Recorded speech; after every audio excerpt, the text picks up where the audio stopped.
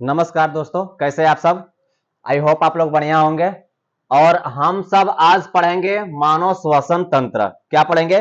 मानव श्वसन तंत्र के बारे में। चलिए हम सब मानव श्वसन तंत्र के बारे में पढ़ते हैं। मानव श्वसन तंत्र, ठीक है। ह्यूमन, है ना, respiratory system, human respiratory system के बारे में पढ़ेंगे। यानी नासाद्वार यानी कंठ के बारे में। कंठ, नासाद्वार, कंठ। कंठ क्या होता है? श्वास नली। श्वास नली से फेफड़े में, फेफड़े से कुपिका में प्रवेश करता है। क्या होता है? नासाद्वार, कंठ, कंठ से श्वसन नली, श्वसन नली से फेफड़ा, फेफड़ा से कुपिका। अब यहां ध्यान दीजिएगा, कुपिका क्या है, कुपिका कैसी होती है, इसके बारे में समझते हैं। तो गुब्बारे जैसी रचना जो गैसों के विनिमय के लिए, गुब्बारे जैसी रचना होती है, गैसों के विनिमय के लिए सतह उपलब्ध कराती है। यहां रक्त वाहिकाओं का जाल होता है। यहां क्या होता है? रक्त वाहिकाओं का जाल होता है। ठीक है। यहां आप देख रहे हैं, ये क्या होता है? ये रक्त वाहिकाएं होती है। ठीक है, ये जाल की तरह होती है। इसको हम क्या कहते हैं? कुपिका कहते हैं। क्या कहते हैं? कुपिका कहते हैं। ये जो होता है, यहां से आवाज जो हम लोगों को निकलता है, ये कंठ होता है यहां से। ठीक है, ये क्या होता है? कंठ होता है।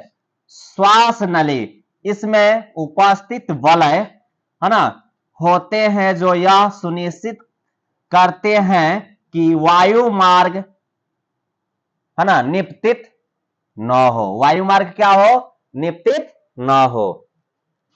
ऊर्जा मुद्रा, देखिए कोशिकीय प्रकर्मों के लिए ऊर्जा मुद्रा एपीटी के विखंडन से 30.5 केजी प्रति मोल ऊर्जा मोचित होती है। क्या होती है? ऊर्जा मोचित होती है। ये श्वास नली है। ये क्या होते हैं? यहां से ऊर्जा मोचित होती है। इसके बाद में हम लोग आ गए श्वसन महत्वपूर्ण तथा स्वास्थ्य, है ना। किसके बारे में हम लोग समझेंगे? श्वसन, है ना, श्वसन और महत्वपूर्ण तथा और स्वास्थ्य, तथ्य और स्वास्थ्य। महत्वपूर्ण तथ्य है, श्वसन क्या है? महत्वपूर्ण तथ्य है, और स्वास्थ्य के बारे में समझेंगे। जलीय vs स्थलीय जीव, किसके बारे में समझेंगे? जल में जो रहता है उसके बारे में, और जो भूमि पर रहता है उसके बारे में समझेंगे, यानी उन जीवों के बारे में समझेंगे। जल में विलेय ऑक्सीजन की मात्रा वायु की तुलना में कम होती है। जल में विलेय ऑक्सीजन की मात्रा वायु की तुलना में क्या होती है? कम होती है। इसलिए जलीय जीवों जैसे मछली की श्वास द्वारा, है ना, श्वास द्वारा स्थलीय जीवों की अपेक्षा, है ना, तेज होती है। द्रुत यानी तेज होती है। कह रहा है कि जल में विलेय ऑक्सीजन की मात्रा वायु की तुलना में कम होती है। जल में जो विलय होता है वो क्या होता है? ऑक्सीजन की वायु की मात्रा क्या होती है? कम होती है। इसलिए जलीय जीवों में क्या होती है? ये श्वसन दरें तेज होती है। क्या करती है? तेज होती है। जो भूमि पर आता है उसका श्वसन दर क्या होता है? कम होता है, उतना धीमी गति से चलता है। लेकिन जो पानी में रहता है वो तेज होता है, बहुत तेज गति से चलता है। एक्टिविटी, चूने का पानी, है ना, निश्वास द्वारा निकली वायु चूने के पानी को दुधिया कर देती है ना। निश्वास द्वारा निकली वायु यानी CO2 चूने के पानी को क्या कर देता है? दुधिया बना देता है। अब देखें, धूम्रपान स्वास्थ्य के लिए हानिकारक है। आप तो जानते हैं ना, या कहीं लगा रहता है कि धूम्रपान क्या है? स्वास्थ्य के लिए हानिकारक है।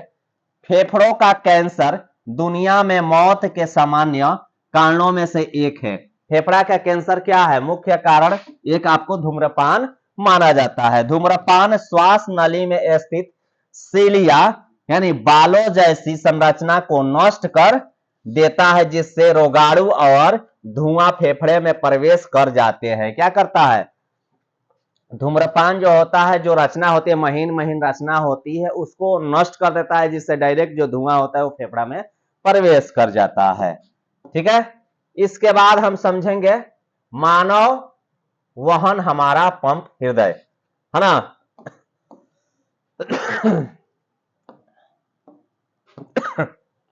चलिए, मानव में वहन यानी हमारा पंप हृदय।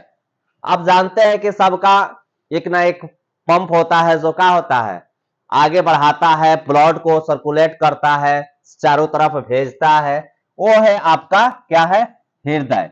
ठीक है, तो स्ट्रक्चर के बारे में समझते हैं। हृदय एक पेशीय अंग है। हृदय क्या है, एक पेशीय अंग है, मुट्ठी के आकार का होता है। कैसा है, मुट्ठी के आकार का होता है। इसमें 4 कोष्ठक होते हैं। कितने कोष्ठक होते हैं, 4 कोष्ठक होते हैं, जो ऑक्सीजन है ना, ऑक्सीजनित और भी ऑक्सीजनित रुधिर को मिलाने से रोकते हैं।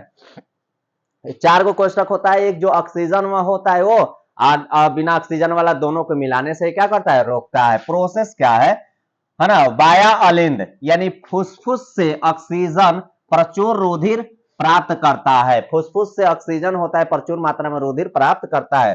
वाया निलय रुधिर को शरीर में पंप करता है। रुधिर को क्या करता है, शरीर में पंप करता है। इसकी भीति मोटी होती है। इसकी भीति मोटी होती है।